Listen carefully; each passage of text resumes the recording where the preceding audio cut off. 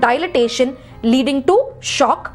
There is also a response of neutrophilia, which is increase in the count of neutrophils. Then there are endothelial effects where leukocyte adherence is increased within the blood vessel. Prostaglandin 1 synthesis increases. This has a role in vasodilatation and production of fever. Increased procoagulant activity can predispose to production of blood clots.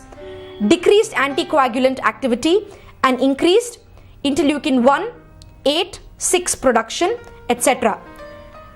Fibroblast effects are increase in proliferation of fibroblasts, increased collagen synthesis, increased collagenase production, protease and prostaglandin E synthesis. The leukocyte effects are increased in cytokine secretion, which then again activate other macrophages and recruit them in the inflammatory response. So these are the effects of interleukin 1 and tumor necrosis factor. In conclusion, let's look at tissue response to injury. When tissues are faced with injury, this injury may be of different kinds, physical or chemical, or infections of various kinds. The inflammatory response which is set off depends on the tissue in which the injury occurs. This injury may occur in renewing tissues or stable tissues. When that happens, regeneration of the tissue occurs.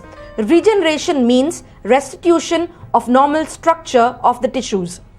When renewing tissues are injured, the inflammatory response kills the existing cells, which are replaced very quickly by the new cells. Here the turnover of the cells is very quick.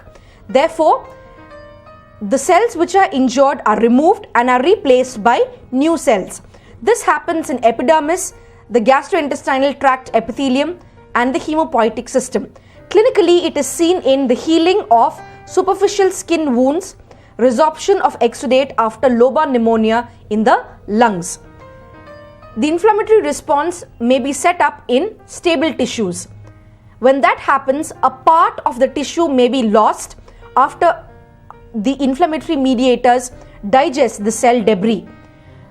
This area which is lost is regenerated and is compensatory growth of the tissues. This happens in liver and the kidney. Clinically, it is seen in liver regeneration after partial hepatectomy. This injury may occur also in tissues causing deep wounds. When this happens, the edges of the wound are far apart and this gap is bridged by a scar. The wound is healed, but there is scar formation. This is also seen in organization of the exudate when the inflammation is very severe. Clinically, it is seen in healing of deep excisional wounds and also seen in myocardial infarction.